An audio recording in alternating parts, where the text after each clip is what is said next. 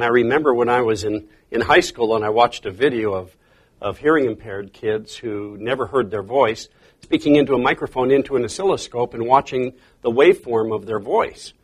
And I remember being fascinated at that time, but here it was. I was doing the same thing with a computer that they were doing on an oscilloscope. I was able to see my voice, and I thought, well, gee, what would it look like in real time? So I found a way to make that happen in real time. I met with the director of the school, and he said, do you understand what you've created here? You've got a product on a floppy disk that I can plug into my computer, and I've got a $7,000 machine that tries to do the same thing, and you've got it on a floppy disk. I went to one hospital where it was used, and the gentleman that was using it had been in a car accident and been in a coma for 3 months. And when they come out of the coma, they lose a lot of their abilities. Speech is usually one of those. And they asked if they could use that to help him regain his speech. And they began testing that. Up to this time, after 3 months of being in a coma and then 3 months of therapy, trying to get his speech back, he only had 10% of his speech back. Only 10% of what he said people could understand. And after using my software for 1 month, he had 90% of his intelligibility back. So that was a pretty exciting time. And it was going out to trade shows and things and getting into schools and hospitals and clinics. And it was a pretty exciting thing to watch that happen. And some gentlemen approached me whose wives were in the speech therapy industry. And they happened to be traders and option traders on Wall Street. And they were very interested, if I could do that with the voice, could I do the same thing in the stock market? And I said, well, what do you mean? They said, well, think of the stock market like a choir. There's all these voices which happen to be stocks, and they've got certain sounds and waves. And what we're trying to do is identify those and where those waves are and the likelihood of where they would be in the future, because your voice is going to sound like your voice in the future, and somebody else is the same way, and the same with the stock.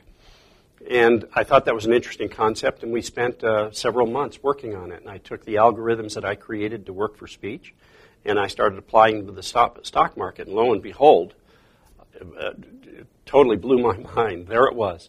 Those same things that we picked up in voice, we were picking up in stocks. So basically, when you talk about the stock market, it's nothing more than a pattern.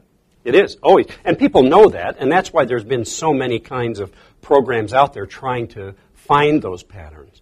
But the truth of the matter is the patterns in the market are different than what most people think. Okay. If you think about the stock market more in terms of a calendar than just randomness, it would help you. For example, the Federal Open Market Committee meets and every 6 weeks posts what they're going to do with interest rates. Okay. That is a very fundamentally important factor that affects stock prices. Okay. That's every 6 weeks. Wow. That is a 6-week, what I call, cycle. So it's a pattern. It's a pattern.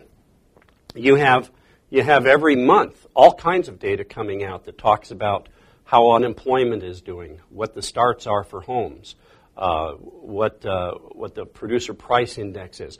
All of these things have their own voice. Consistent inconsistencies? Yeah. And here's the very cool thing.